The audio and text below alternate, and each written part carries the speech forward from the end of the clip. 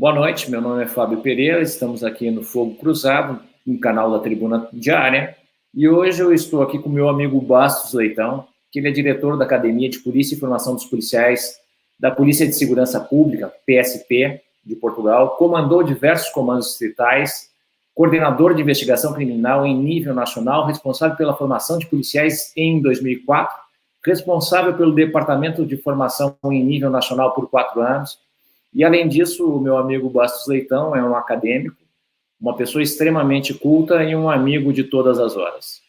Leitão, sabes que isso nós conversávamos muito quando eu estava em Portugal, que o Brasil tem um problema endêmico de segurança pública. Nossos índices de criminalidade são muito altos. O que Portugal fez para que a sua taxa de criminalidade, ano a ano, fosse decrescente? Qual é o milagre português? É uma pergunta difícil de responder. Portugal, de facto, eu vou tentar, em primeiro lugar, muito obrigado por este convite. É uma honra estar com vocês deste lado do Atlântico e partilhar convosco a minha experiência relativamente a Portugal.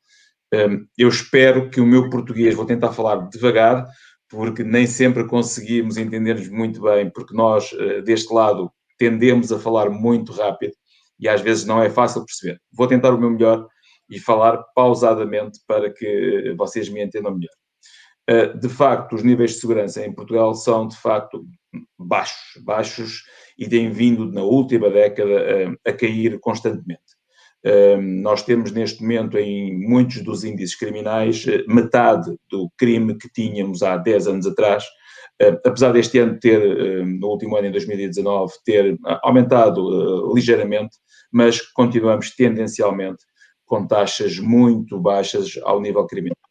Não sei se é conhecido um indicador internacional, que é o Global Peace Index, onde há um conjunto de categorias que avaliam a segurança e a conflitualidade nos países, e Portugal é, neste momento, o terceiro país do mundo ao nível da segurança e de baixa conflitualidade, o que torna, em termos de qualidade de vida e em termos de atratividade internacional, um país privilegiado nesta matéria da segurança. Não estamos a falar apenas de indicadores que têm a ver com a segurança, com o papel da polícia, estamos a falar com um conjunto de indicadores sociais que têm a ver com a conflitualidade, com os gastos em militares, enfim, com um conjunto de indicadores, são 23 indicadores, salvo erro, mas que tornam, em todos eles, Portugal está muito bem posicionado e que tornam este país realmente, em termos europeus, modular. Ao nível da União Europeia, somos até o país número 1 em termos de segurança. Porquê? A tua pergunta não é fácil de responder. Ao nível policial, Portugal, o segredo, penso que aqui em Portugal, ao nível policial, é a capacidade de resposta que as forças policiais portuguesas continuam a ter cada vez que há um fenómeno qualquer criminal que aparece ao nível social. Nós respondemos relativamente rápido sempre que esses fenómenos eclodem, sempre que eles aparecem. As forças policiais portuguesas, eu diria que são mesmo muito eficientes a atacarem esses fenómenos logo nos seus estádios mais precoces, quando elas começam efetivamente a aparecer. Eu acho que esse é um dos grandes segredos, que é não deixar instalar estes fenómenos criminais logo em fases muito prematuras. E, portanto, aí é uma componente que eu diria em que somos bastante fortes. Segundo fator, há uma aliança tradicional de boa comunicação e de boa cooperação entre as polícias e o Ministério Público. O Ministério Público em Portugal é um Ministério Público que normalmente coopera também de uma forma muito eficaz, muito próxima com as polícias quando se trata de atacar estes fenómenos criminais. São dois fatores que, conjugados, eu diria que são, talvez, ao nível da resposta policial, aqueles que são mais significativos para explicar um pouco desta segurança que existe no país. Claro que há um terceiro, que é o fator geográfico. Portugal só tem um país em termos de fronteiras. Do outro lado é um mar longo, grande, que não é fácil, digamos, de atrair fenómenos criminais por esse lado. Ao nosso lado estão os nossos vizinhos espanhóis, com quem também mantemos relações de excelência ao nível da cooperação policial, sempre que é necessário também obter intelligence entre os dois países. Essas relações são tradicionalmente muito boas. Não é verdade em todos os âmbitos. Portugueses e espanhóis têm uma certa rivalidade, porque estamos todos na Península Ibérica e, portanto, há aqui uma certa rivalidade entre países, mas na área policial, de facto, nós temos uma excelente cooperação e isso também explica um pouco que qualquer fenómeno criminal que venha de este é mais fácil de parar, porque temos ali os nossos vizinhos que nos ajudam nessa tarefa de parar qualquer tipo de fenómeno que venha do centro ou do leste da Europa. Portanto, a parte geográfica é também, de facto, relevante nesta matéria de explicar o porquê de taxas criminais tão baixas. Eu não queria monopolizar tanto da minha parte das explicações e, portanto, propunha que fizéssemos disto mais um diálogo e não tanto um monólogo da minha parte. Não, eu particularmente gosto muito de te ouvir, Leitão, pela clareza das tuas explicações, mas eu tenho algumas perguntas e elas não serão fáceis, porque, afinal de contas, se fosse para ser fácil, eu não te traria aqui. Claro. No Brasil, tu sabes que nós temos uma taxa de homicídios de cerca de 30, 32, variando o ano, mortes, homicídios por 100 mil habitantes. Nos últimos 20 anos, nós devemos ter tido por volta de 800 mil mortes violentas, entre homicídios e latrocínios, que é o roubo seguido de morte. Nós temos algo em torno de uma média superior a 50 mil homicídios ano. E eu te faço a seguinte pergunta: qual é a taxa de homicídios em Portugal anual e qual é a taxa de resolução desses homicídios? Vocês têm uma taxa alta de, olha, cometido o crime, eu descubro quem é o autor? Eu não tenho essa taxa aqui comigo, mas eu diria que é muito alta. Portugal, salvo erro, tem uma taxa de 0,6 por cada 100 mil habitantes. É uma das mais baixas da Europa e do mundo. E há vários, e dentro mesmo desses homicídios que são cometidos anualmente, eu diria que uma larga percentagem desses homicídios não tem a ver com criminalidade grave e violenta, de longe tem a ver com os crimes de violência doméstica. É normalmente no contexto doméstico que a esmagadora maioria dos crimes em Portugal, violentos de homicídio, são cometidos. Há muito poucos homicídios que são cometidos fora do contexto de violência doméstica, muito poucos mesmo. Há uma explicação também para isto. Eu penso que aí também divergimos muito do Brasil. Este é um diálogo internacional que muitos países têm. Os Estados Unidos também têm o mesmo diálogo com a questão das armas da posse da população.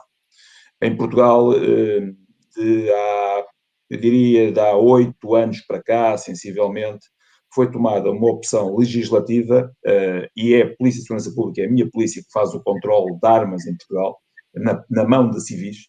Nós temos vindo a restringir cada vez mais que cidadãos tenham armas na sua posse, de qualquer tipo de armas. Estamos a falar de armas de caça, de armas ligeiras, qualquer tipo. É muito difícil em Portugal um cidadão ter armas em sua posse de forma legal.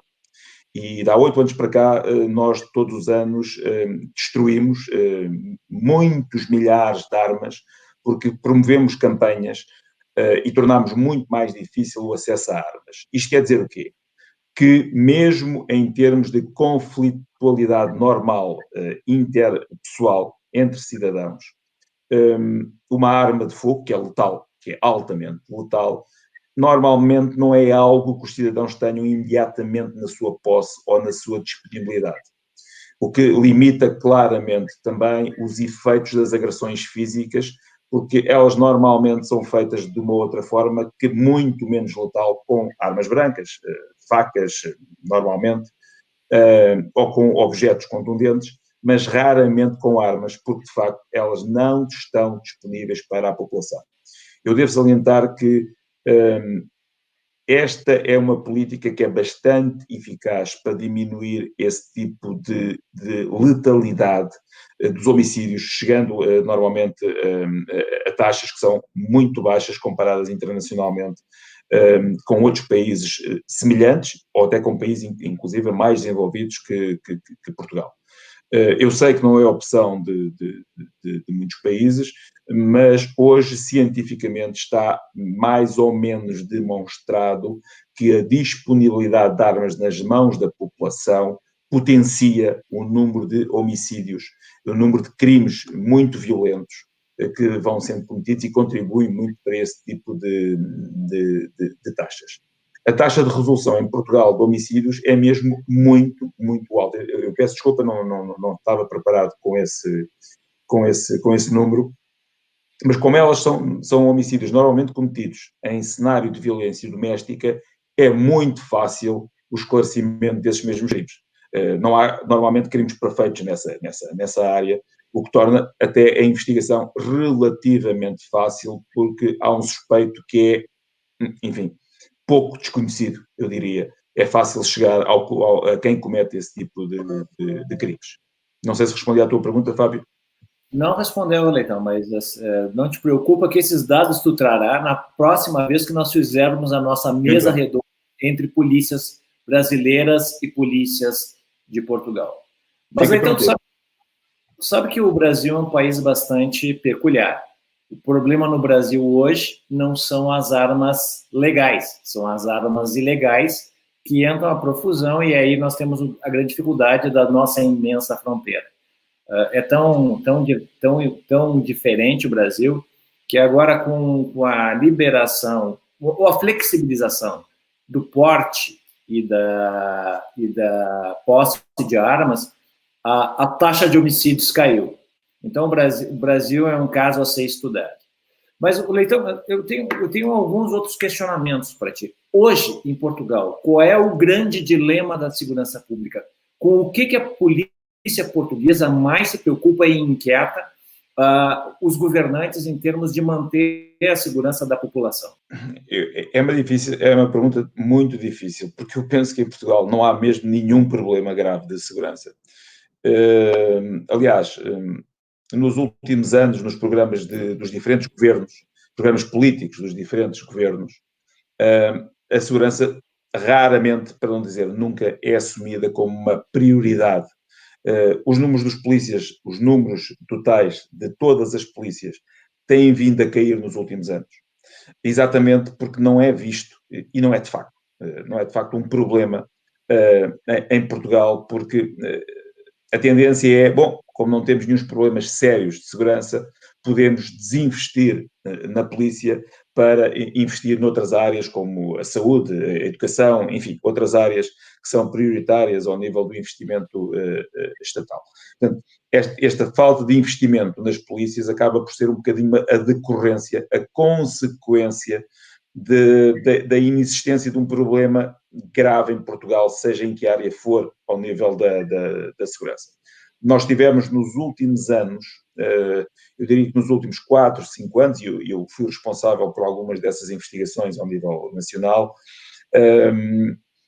uma pressão de grupos que vinham do leste europeu, Geórgia, do centro da Europa também, Roménia, por exemplo. Tivemos alguma pressão de grupos organizados que atuam em rede em toda a Europa e que chegaram a Portugal, enfim, há 4, 5 anos atrás, mas que cometiam crimes não violentos. Cometiam normalmente crimes de assaltos a residências, era claramente o crime mais prevalecente, quase sempre com ausência de violência, mas de qualquer forma que eram altamente rentáveis para essas redes.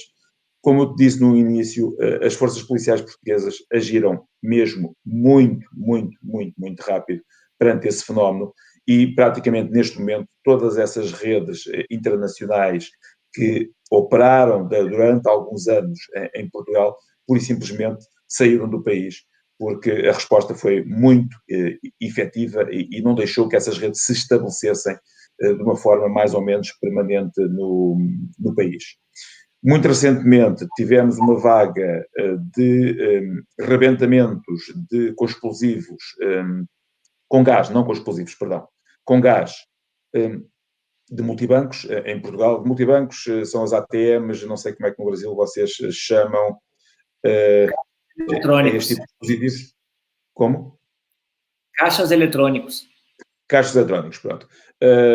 Mas, mais uma vez, a resposta policial foi de tal forma rápida e efetiva que permite quase, cada vez que temos um fenómeno mais grave, permite quase que nós concentremos todo o poder policial para esse fenómeno, não deixando que ele se estabeleça, e rapidamente conseguimos também, em cerca de um ano, conseguimos também reduzir cerca de 200 ataques anuais a caixas eletrónicos. No ano passado tivemos menos de 10 com esse tipo de metodologia. Portanto, para veres que, obviamente, que não temos qualquer tipo de comparação com o Brasil nesta matéria.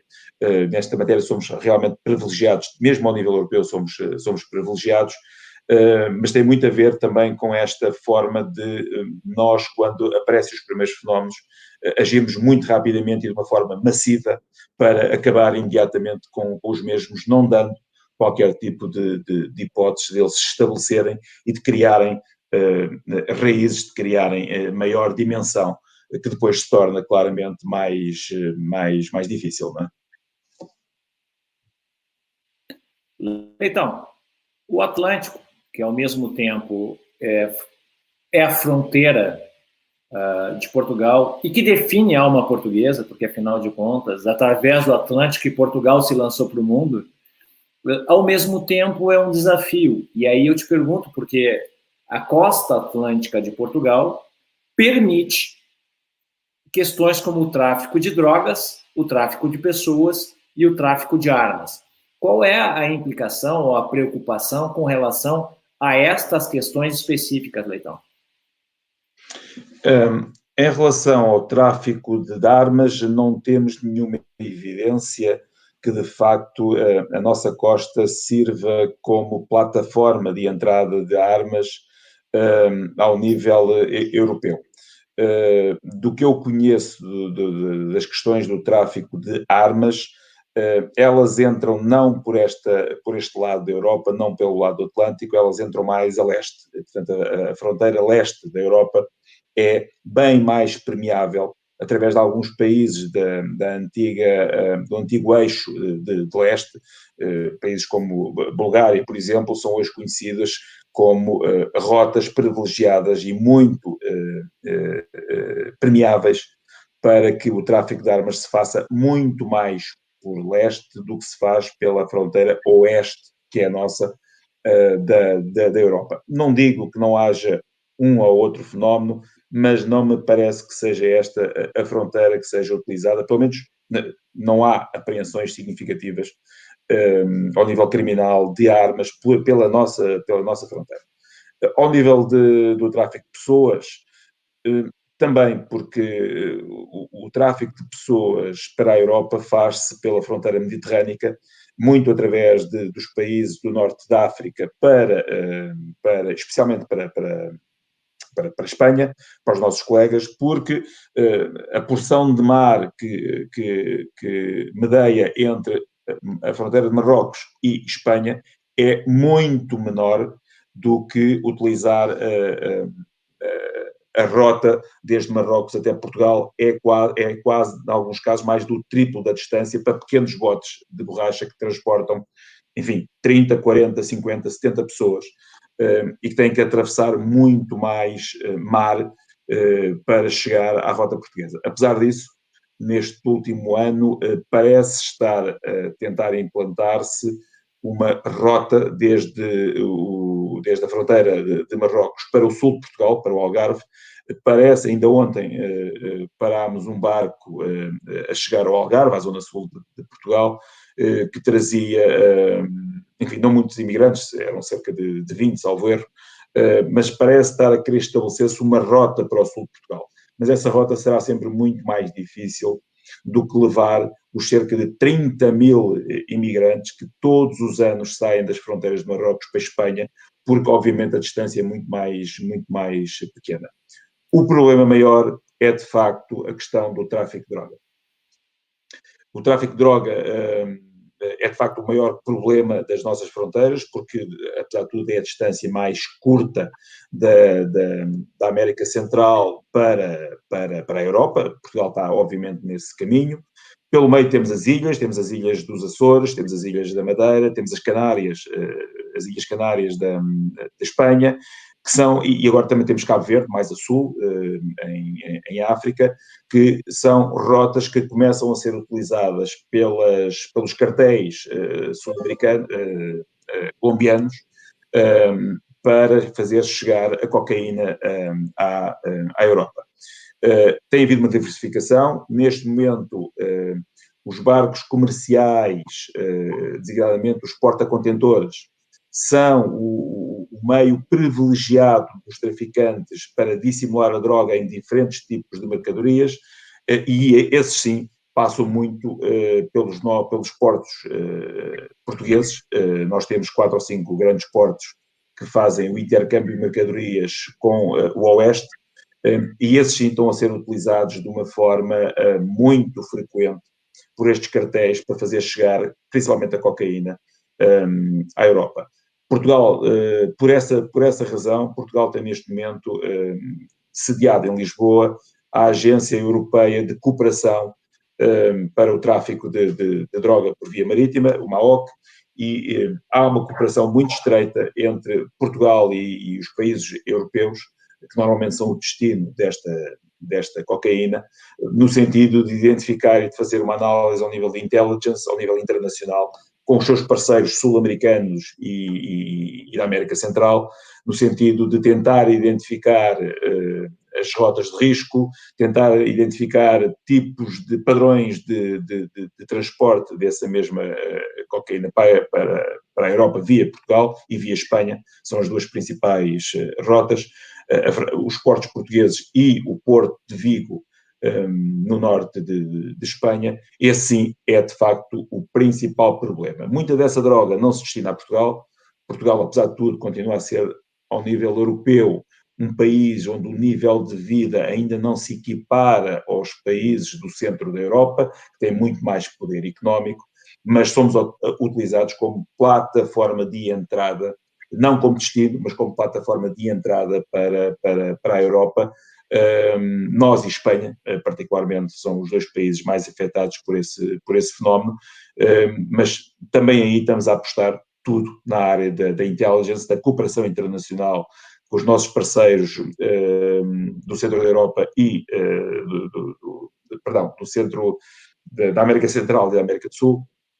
E, portanto, há uma muito boa comunicação, designadamente também com o Brasil nesta matéria, porque, de facto, sem essa intelligence a ser produzida na origem e no destino, torna-se muito mais difícil de lutar contra esse tipo de fenómenos internacionais, de cartéis que movimentam muitos milhões de dólares anualmente e que têm a capacidade de corromper, de comprar, enfim, tudo aquilo que o dinheiro pode fazer para fazerem chegar o seu negócio de multimilhões de dólares, que se estabelece com os países mais desenvolvidos, que normalmente são os destinos destes mesmos produtos estupefacientes.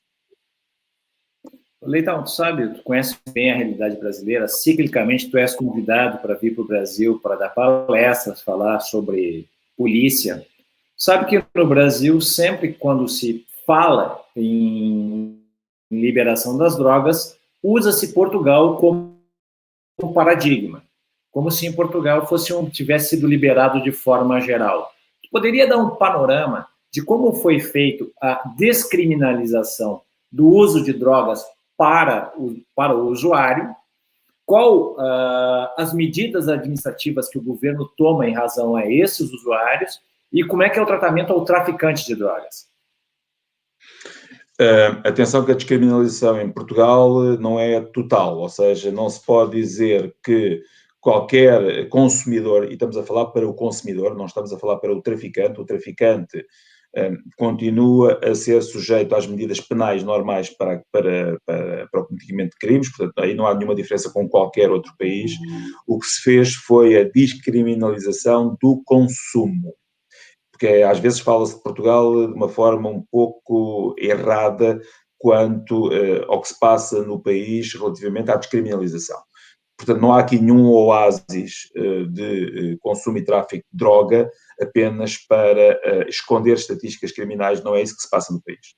O que se passou no país foi que havia até 2000, sinceramente, mais ou menos, havia um grande problema de mortalidade por consumo, particularmente da heroína. A heroína, naquela altura, estava na moda, havia muitos jovens, eu inclusive, antes de entrar para a Academia de Polícia, tive amigos meus que morreram de overdose pelo consumo de heroína, e as autoridades, particularmente de saúde, resolveram testar uma nova fórmula de combate a essa pandemia de mortes, que causavam mortes por excesso de consumo ao nível público. Nós começávamos a ter, particularmente nas grandes cidades de Lisboa e do Porto, começávamos a ter já hotspots de tráfico com milhares de consumidores que toda a gente podia ver. Esse hotspot estava a começar a criar problemas sociais complicados à sua volta.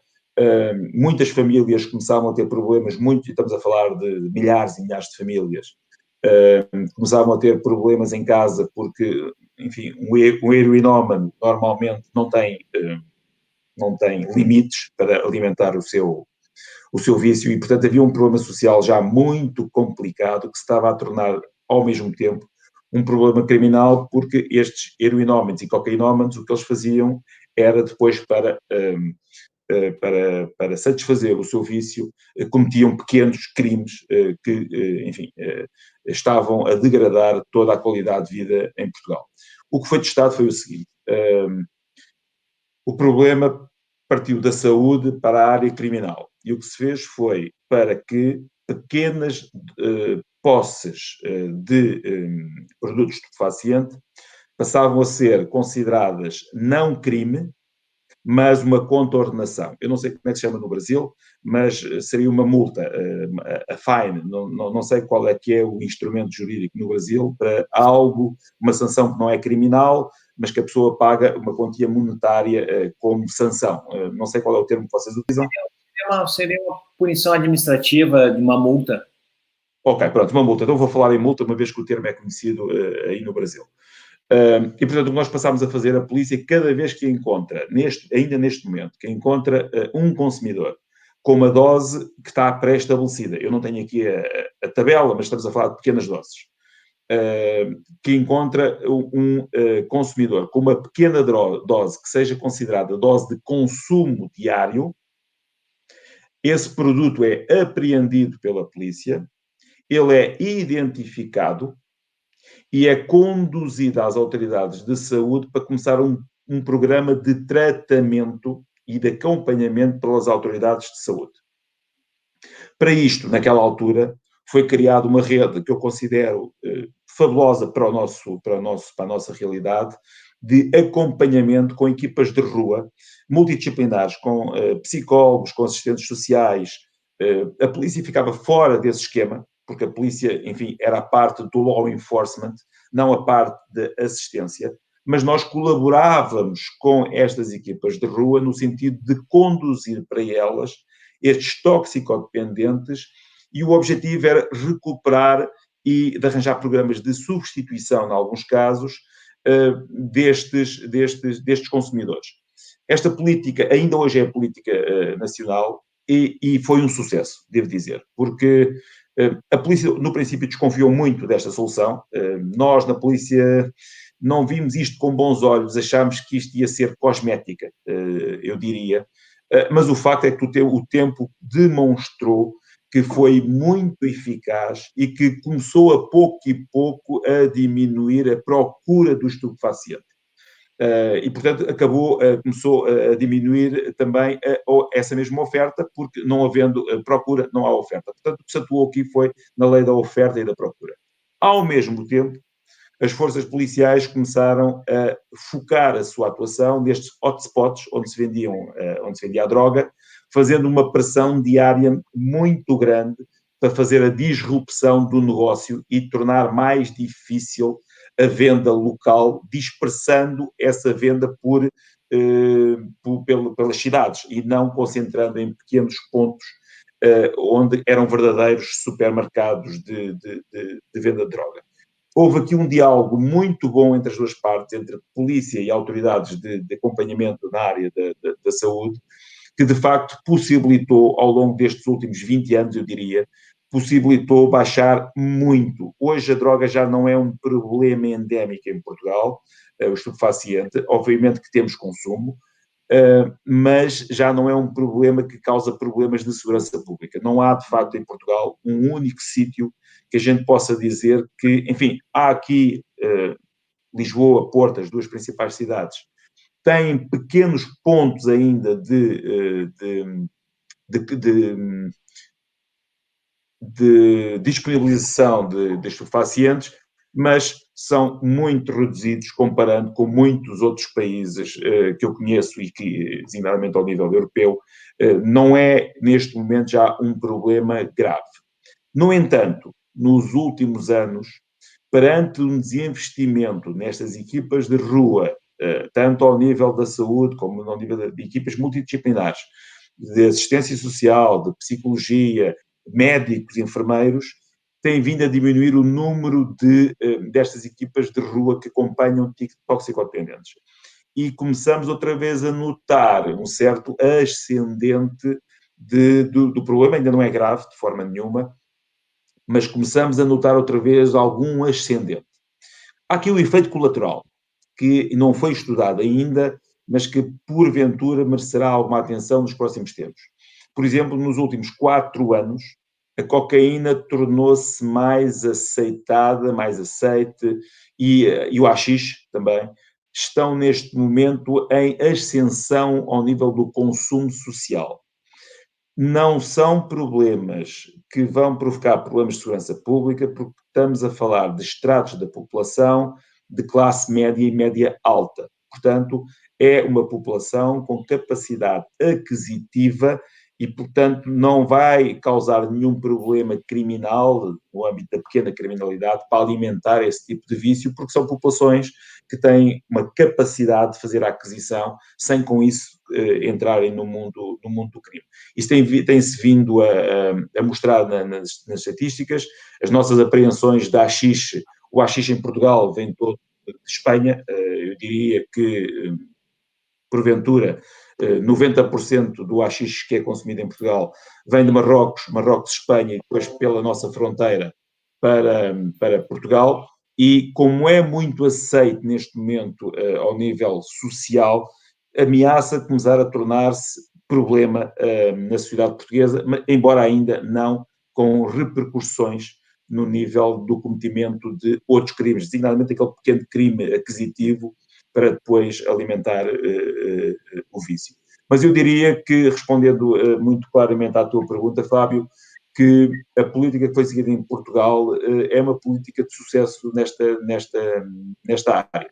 E foi basicamente uma colaboração entre law enforcement e autoridades de saúde a colaborarem, muitas vezes até com a intelligence. Eu não devia dizer isto, mas enfim, penso que ninguém me está a ouvir, de maneira que muitas das vezes eram as próprias autoridades de saúde que nos diziam o consumidor disse-nos que há ali uma casa, um ponto de venda que vocês se calhar não estão a controlar e, portanto, funcionavam quase como uma rede de intelligence informal, não formal, informal, que muito nos ajudou também a direcionar o nosso esforço para tentar acabar com estes pequenos pontos de venda. E ao longo dos últimos 20 anos a droga deixou de ser um grande problema social para se tornar, enfim, em algo que neste momento está controlado na sociedade portuguesa.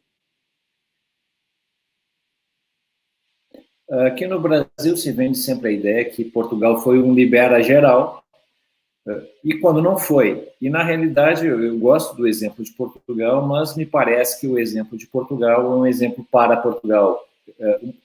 Foi uma solução portuguesa que me parece que para o Brasil ela não teria o mesmo efeito.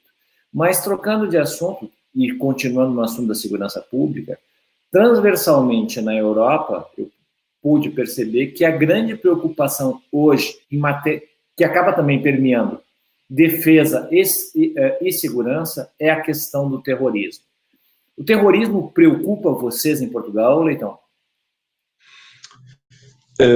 Obviamente que preocupa, não é? E particularmente na Polícia de Segurança Pública, nós somos, como sabes, somos responsáveis pela segurança pública nas principais cidades portuguesas. Obviamente que preocupa, não é? No entanto, mais uma vez, continuamos a ser um oásis em termos de ataques terroristas. Portanto, não há um único ataque terrorista cometido em Portugal. A nossa localização geográfica explica-o. Apesar de nós estarmos comprometidos com a área NATO e com as políticas da União Europeia contra o terrorismo, Portugal ainda é visto como um país que, com a sua tolerância cultural que existe em Portugal, com a sua tolerância religiosa que também existe no nosso país, não é visto como um país que mereça ser castigado, entre aspas, ao nível dessa mesma ameaça. Sendo um país pequeno, eu também acho que não é abusivo da minha parte dizer que um ataque terrorista em Portugal tem menos repercussão nos mídias do que se for cometido em Paris, Londres ou Berlim. O impacto será necessariamente diferente ao nível dos mídias e os terroristas também jogam com o impacto psicológico quando fazem esse tipo de ataques.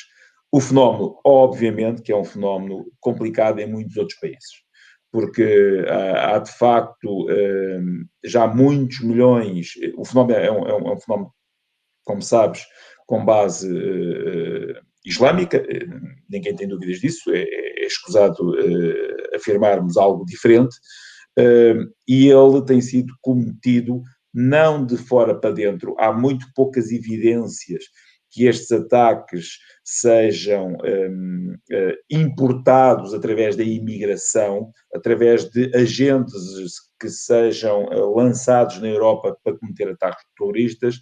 Eles são lançados à distância. O que é que isto quer dizer? Que está mais ou menos demonstrado que a inspiração é feita a partir de países do Médio Oriente que tentam recrutar pequenas células de cidadãos que já vivem na União Europeia para que sejam estes, digamos, os seus autores à distância, quase como se fossem mandados à distância para cometer este tipo de atentados. Também aqui a cooperação internacional, enfim, eu participei em muitas mesmo reuniões da Europol e da Interpol, onde este é o assunto do momento, e eu penso que aqui a cooperação policial europeia tem vindo, e desigualmente a troca de intelligence, tem vindo a aprimorar-se cada vez mais, e eu diria que está cada vez mais difícil de lançar ataques em solo europeu ao nível do terrorismo. O que nós temos visto é, no princípio, o que nós tínhamos era ataques de grupos, de pequenos grupos de 4, 5 terroristas que lançavam ataques com alguma sofisticação, em alguns casos com armas, noutros casos com explosivos, e tem sido a cooperação policial europeia, a troca de intelligence entre países, que tem vindo a identificar zonas de risco e a diminuir o risco, a ameaça em termos desses mesmos ataques. O que nós tendo visto ultimamente é apenas atacantes isolados, com ataques cada vez menos sofisticados. Neste momento, o mais usual é alguém que pega numa faca e que pode esfaquear 2, 3, 4 pessoas, mas já não estamos a falar de ataques de grande letalidade. Porque também os europeus aprenderam a começar a vigiar zonas de risco. Nós, neste momento, por exemplo, estamos a fazer troca de intelligence. Toda a gente que viaja em solo europeu escrutinado por todas as forças policiais desse mesmo solo europeu, o que nos permite começar a tirar conclusões sobre quem é que viaja e para quê, estabelecer padrões. Nós estamos neste momento a trocar intelligence sobre tudo o que acontece em cada um dos países que possa, porventura, ter um grau de risco.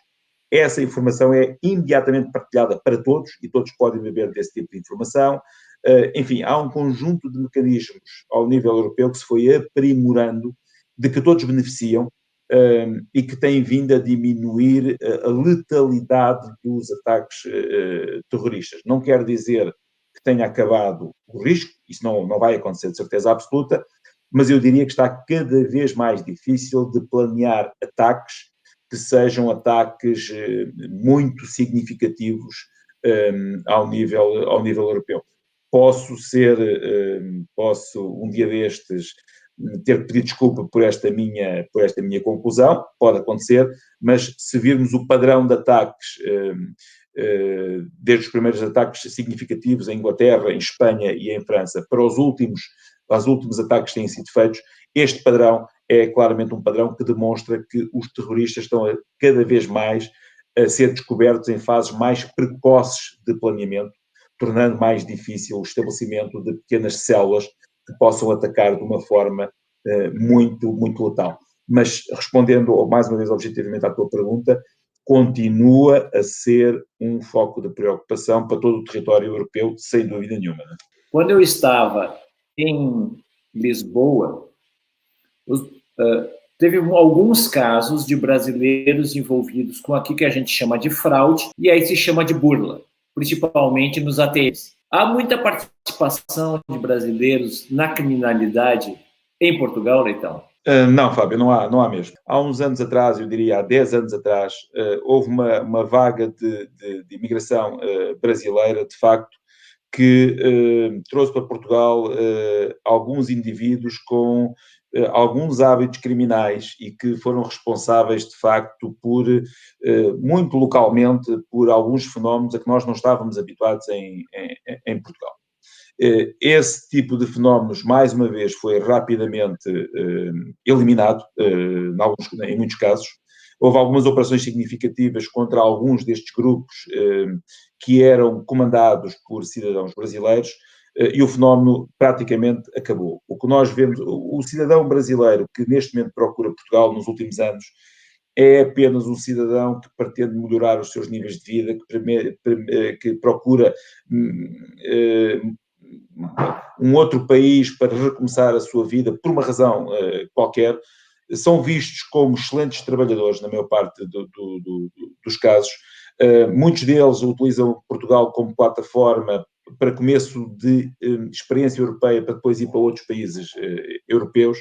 E, francamente, posso dizer com total segurança, e não estou a dizer isto apenas porque estou a falar para vós e para ser agradável, que neste momento os cerca de, penso que serão, eu não tenho os números em concreto, mas penso que são 130 mil à volta disso, legais, cidadãos que estão legalmente em território nacional, devidamente registados, brasileiros, e que não é, de facto, nenhum problema neste momento da comunidade brasileira ao nível criminal.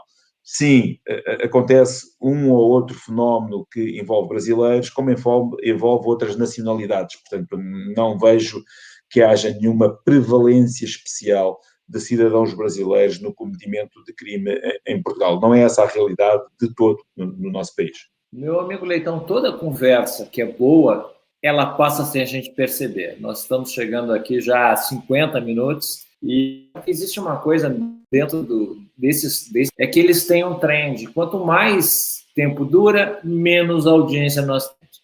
E esse programa contigo, ele merece ser assistido por todos os brasileiros. E eu gostaria que tu desse teu recado final, enfim, qual o futuro da segurança pública em Portugal? É uma questão difícil de responder. Eu acho que se mantivermos os atuais níveis de segurança, Portugal, sabes, beneficiou muito ao nível do PIB, porque por causa destes níveis de segurança. A segurança em Portugal tem servido como o primeiro fator na atração de turismo. Quando começaram os atentados terroristas na Europa e no norte da África, que eram destinos turísticos para muitos cidadãos de muitas partes do mundo, nós assistimos em Portugal a um aumento turista. Porquê? Porque as pessoas identificaram o nosso destino turístico como de segurança, ok? E, portanto, se nós conseguirmos manter Portugal dentro do país da União Europeia mais seguro, com menor nível de conflitualidade e de criminalidade, na maior parte dos itens, esse será um objetivo a manter a prazo. Portugal vai, de certeza, continuar a investir, como a maior parte dos países está a investir, na parte do intelligence, na parte de dominarmos não os fenómenos criminais, mas de dominarmos as condições que podem levar aos fenómenos criminais. E nessa vertente, ao nível europeu, as redes estão perfeitamente estabelecidas, mas muito sinceramente, Fábio, te digo que há ainda um longo caminho a percorrer com, por exemplo, países como o Brasil, ou os países, digamos, estão do outro lado do Atlântico e que ainda são, em alguns casos, um fator de risco em determinado tipo de fenómenos, por exemplo, como já falámos, do tráfico de droga. Há aqui um longo trabalho de parcerias, de estabelecimento de redes de comunicação, células rápidas que permitam atacar fenómenos criminais de uma forma muito mais eficaz. E eu penso que se há um futuro que é preciso desenvolver em Portugal no domínio da segurança pública, será esse. Será o intelligence e a coordenação da informação de caráter criminal, no sentido de prever o que aí vem ao nível da criminalidade. É, de facto, aí que a maior parte das forças policiais está, neste momento, a investir, tanto ao nível tecnológico como da formação de técnicos, e é um domínio que rende em termos de que é muito proveitoso em termos da prevenção dessa mesma criminalidade. Diria que, eventualmente, este seria o trend, seria a tendência em Portugal no futuro ao nível da segurança pública. Meu amigo Leitão, para usar o termo português que eu gosto muito, gostei imenso da nossa conversa. É bom rever. Nós dividimos com muito orgulho, como auditores, os bancos do curso de Defesa Nacional, do nosso querido Instituto de Defesa Nacional. Então, eu só tenho a te agradecer por ter disponibilizado o teu tempo. Nós estamos gravando numa quinta-feira à noite, aqui no Brasil são 7h15, só que em Portugal são 11, 23 horas e 15 minutos. Então, Leitão, muito obrigado.